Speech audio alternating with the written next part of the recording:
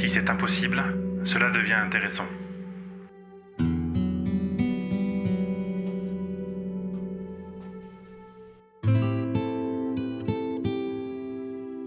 Bon, je pensais prendre un peu de temps pour moi, prendre un peu de recul, mais en ce 10 janvier, une grande personnalité du monde de la compétition moto nous a quittés. Surnommé l'Africain en raison de sa naissance en Éthiopie, il a surtout été encensé pour ses succès rencontrés lors du Dakar, qu'il aura d'ailleurs été le premier à remporter, d'abord en moto, puis en auto, 12 ans avant Stéphane Peter Hansel, et 22 ans avant Nani Roma. Laissez-moi vous conter l'histoire d'Hubert Auriol.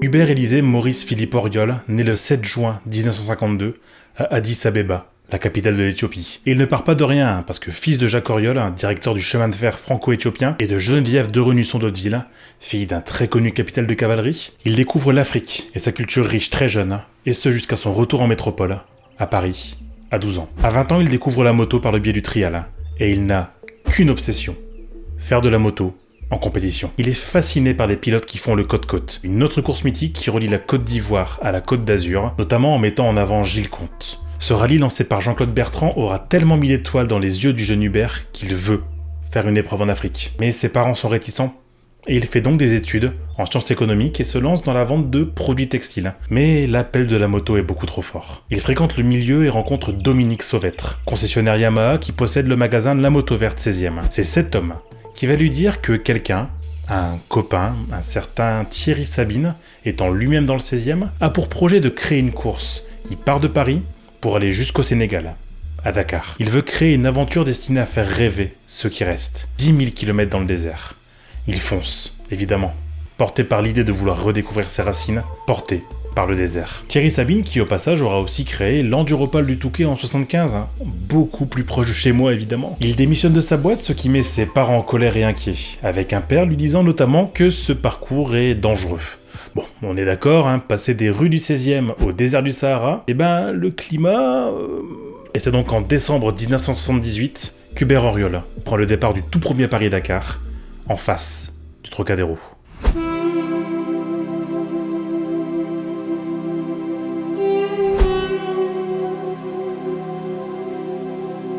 Il faut bien s'imaginer les premiers Paris-Dakar. Personne ne savait où allait mener cette drôle d'aventure. Personne ne savait la difficulté de cette épreuve, notamment dans le désert, par moins de degrés, en décembre. Et surtout, ce qui est rigolo, c'est qu'Auriol, il a jamais fait de tout-terrain.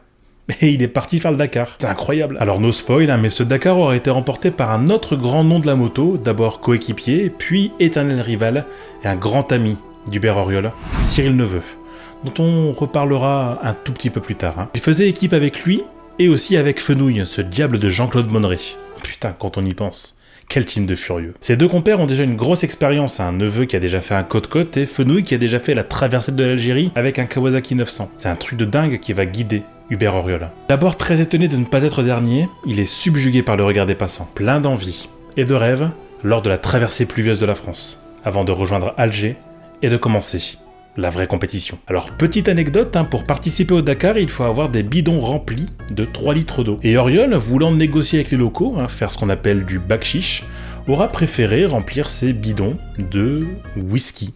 Bon, après, il était pris de remords et il s'est dit « Ah ouais, mais attends, en fait, j'ai pas d'eau. » Donc, il aura vidé ces 3 litres de whisky dans le désert pour vraiment mettre de l'eau. Bon, quoi qu'il en soit, ça aurait été sa première compétition et il terminera 7ème, au guidon d'une Yamaha 500 XT. Il dira d'ailleurs que cette épreuve a changé sa vie. En même temps, tu fais le plus gros parcours dans le désert qui existe, et tu finis 7ème, sans expérience. C'est fou. En rentrant sur Paris, il ne veut qu'une seule chose, repartir sur les pistes. Mais il faut bien continuer le trial, et il participe au championnat de France d'enduro en 1980, et remporte un titre national dans cette discipline sur une Husqvarna 390, pour vous dire un petit peu le niveau du mec.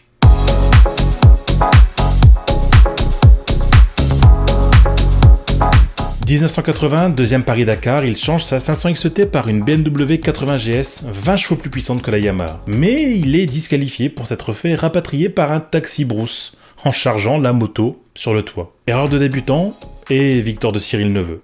encore lui. Et 1980, c'est la consécration, parce que sur BMW, il remporte enfin l'épreuve, le premier de ses 3 titres au Dakar. Une véritable consécration qui marque le début de la légende d'Oriol auprès du rallye raid. En 82, il abandonne sur casse mécanique et on verra encore une victoire de Cyril Neveu.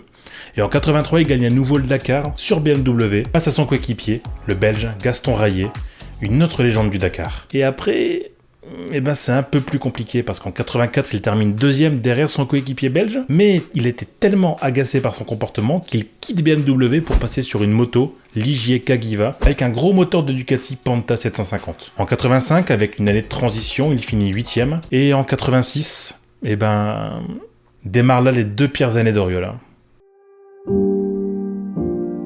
Pour eux, ce devait être la fête, l'aventure mécanique dans le désert, mais ce fut en définitive le bout de la piste. Ah ouais, 1986, évidemment. Tout le monde se souvient de ce qui s'est passé à 8 km du bivouac de Gourma-Rarousse au Mali. Le 14 janvier, Thierry Sabine donne le coup d'envoi d'un match de football au Mali. À ses côtés, il y a l'ambassadeur de l'action humanitaire du Paris du Cœur, avant tout chanteur et compositeur-interprète, Daniel Balavoine. Très fatigué et assez énervé, les 2 protagonistes s'envolent en hélicoptère de Gao pour rejoindre Gourma-Rarousse, arrivé de l'étape du jour. Les accompagnent Nathalie Audan, journaliste du JDD, et Jean-Paul Le Fur, technicien radio pour RTL, qui sont à bord de l'hélicoptère piloté par François-Xavier Bagnoud. Après avoir pris en chasse la voiture de Charles Bélez et Jackie Giraud, l'hélicoptère volant en rase-motte est incapable de percevoir les déclivités du terrain. Et lorsqu'une dune de 30 mètres arrive, l'hélico, déstabilisé, plonge en avant et se désintègre. Il est 19h20 et les 5 personnes meurent sur le coup. Le Dakar voit donc son créateur et organisateur partir, et les Français voient leur idole chanteur mourir en hélicoptère. La nouvelle fait très vite le tour de la France, et c'est l'émotion, puis le désarroi. Cette année-là, Oriol ne finira pas le Dakar, voyant encore une fois une victoire de Cyril Neveu au guidon d'une surpuissante Honda 750 NXR. Le Chevalier Blanc perdra même son coéquipier sur blessure, l'Italien Gianpaolo Marinoni, qui décède sur le Dakar d'une hémorragie du foie. Et en 87, c'est la dernière fois qu'Oriol pilotera une moto en compétition. Entre Cyril et Hubert, l'affrontement est intense. Chacun pique la première place à l'autre et c'est un combat acharné que se livrent les 2 pilotes. La veille de l'arrivée, Hubert Oriol possède 12 minutes d'avance sur Cyril Neveu. C'est donc un duel qui se dessine entre les 2 hommes avec un net avantage pour Oriol. Oriol et Neveu se livrent coup pour coup. Et suite à une erreur de trajectoire, Oriol décide de rattraper le coup en passant entre 2 arbres. Mais ses pieds s'accrochent à des souches cachées qui le déstabilisent de la moto. Un autre pilote, Marc Joanneau, l'aide à repartir sur sa moto. Il lui reste alors une vingtaine de kilomètres à parcourir, mais la douleur monte et elle devient très vite atroce. Oriol dira qu'il manquait de s'évanouir à chaque aspérité de la route. Il ne pouvait plus passer ses vitesses au sélecteur. Cyril Neveu est déjà arrivé et il calcule le temps qu'Oriol a perdu. Bon, la bonne nouvelle dans l'histoire, c'est qu'Oriol compte encore 3 minutes d'avance sur Neveu. La mauvaise, elle appartient à l'histoire.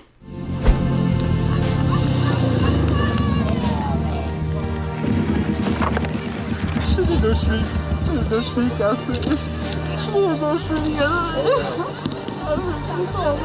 Attention, viens la moto. Allonge-toi. Doucement.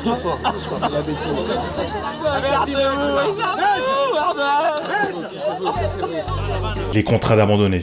Tout en rendant hommage à son adversaire, dont il dira qu'il était le plus fort ce jour-là, il annonce qu'il arrête la moto. Je voulais remercier Rodé pour ce rallye.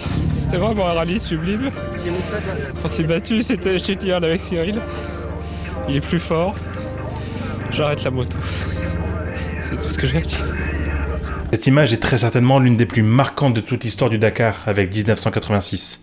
Image que j'ai découverte que très récemment, et ça me bouleverse encore rien que d'y penser. Après avoir connu toutes les éditions du Dakar, son accident de 87 mettra fin à sa carrière de motard en compétition. 17 juin 87, le Bourget. Hubert Oriol décolle de la base aérienne dans un Lockheed des années 40, un avion à hélice, accompagné de Patrick Fourtic, copilote Air France, Arthur Powell, et le quadruple vainqueur des 24 heures du Mans, Henri Pescarolo. Encore convalescent mais décidé à prouver que l'aventure est plus forte que tout, cet équipage fou tente de battre un record du monde vieux de 1938, détenu par le grand milliardaire Howard Hughes, faire le tour du monde, le plus rapide en avion à hélice. Étant de 91 heures et 14 minutes, les 4 fantastiques arrivent à battre le record de près de 3 heures, en 88 heures et 49 minutes. Et ce qui est fou, c'est que ce record il tient encore aujourd'hui. Alors petite anecdote, l'avion était baptisé le Spirit of J-Bay, mention à la marque de whisky éponyme, mais aussi mention au Spirit of Saint-Louis de Charles Lindbergh, ayant été le premier avion, et le premier homme d'ailleurs, à faire la traversée de l'Atlantique de New York à Paris, sans escale et en solitaire. Mais ce qui est encore plus fou, c'est que c'est Moët & Chandon, la grande maison de champagne, qui avait accepté de financer cette expédition. Le problème, c'est qu'en France, la loi Barzac a été votée pendant les vols. Du coup, il était impossible de faire de la publicité pour les alcools, et donc impossible de remercier les sponsors. Et du coup, Hubert Auriol, il repart sur les pistes, en voiture, cette fois. Et dès l'année suivante.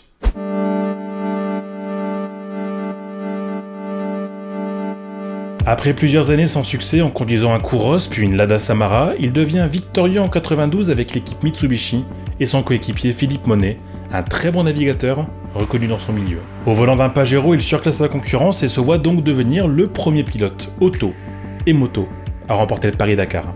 Et ça aussi, ça fait partie de l'histoire. Jusqu'en 1994, avec la fameuse édition du Paris-Dakar-Paris, il aura séduit le public et les spécialistes en voiture dans le désert avant de prendre une retraite bien méritée après 16 participations à l'épreuve reine de Thierry Sabine. D'autres pilotes furieux prendront le relais de son aura, Pierre Lartigue, Eddie Orioli, Jean-Louis Schlesser, mais surtout, 2 énormes pilotes qui ont réussi l'exploit de remporter l'épreuve aussi en auto et en moto, Monsieur Dakar, Stéphane Peterhansel, et l'Espagnol Nani Roma. Un jour, on fera un point sur Peter et son incroyable parcours. Aujourd'hui, personne ne peut contester la volonté et l'abnégation d'Hubert Auriol pour repousser ses limites.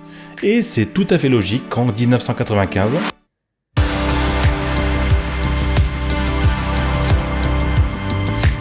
et oui, appelé par Amaury Sport, il passe de l'autre côté du miroir et organise l'épreuve reine du Rallye Raid. C'est d'ailleurs sous sa présidence que l'épreuve se lance pour la première fois hors de France, en Espagne à Grenade, mais aussi depuis Dakar en 97 et 2000, étant d'ailleurs les premières éditions à faire une boucle 100% africaine. C'est d'ailleurs en 2000 qu'un événement incroyable se produit. Le Paris-Dakar est plongé dans un climat terroriste au Niger. L'épreuve d'Auriol est donc obligée de faire un énorme pont aérien entre Niamey et Sabha en Libye, qui va acheminer les 64 camions, les 150 autos et les 144 motos et leur équipage encore en course. 5 jours de balais incessants, effectués par 3 des plus gros avions du monde, des gros porteurs russes Antonov 124.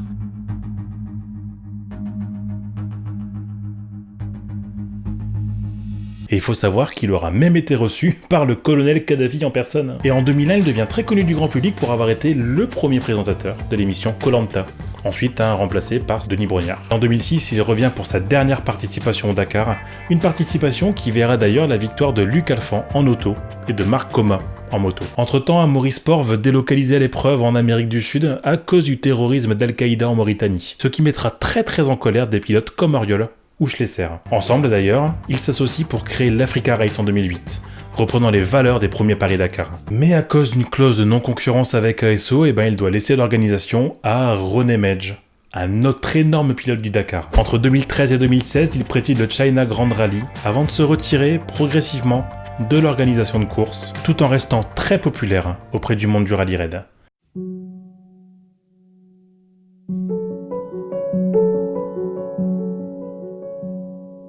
Dernière trace d'Hubert l'Africain, ce sont quelques tournées pour dédicacer son dernier livre, tout droit sur piste principale, revenant sur ses débuts en moto dans les années 70 et 80, et sur sa jeunesse aussi, et son passé. Et Hubert Auriol meurt tragiquement, à l'âge de 68 ans, le 10 janvier 2021, après un accident vasculaire cérébral des suites d'une longue maladie. Le monde de la télé sportive, du rallye raid, du sport auto et moto, pleure maintenant l'une des légendes du sport mécanique. 40 ans après ses premiers exploits, Hubert Auriol aura marqué l'histoire du sport moto et auto.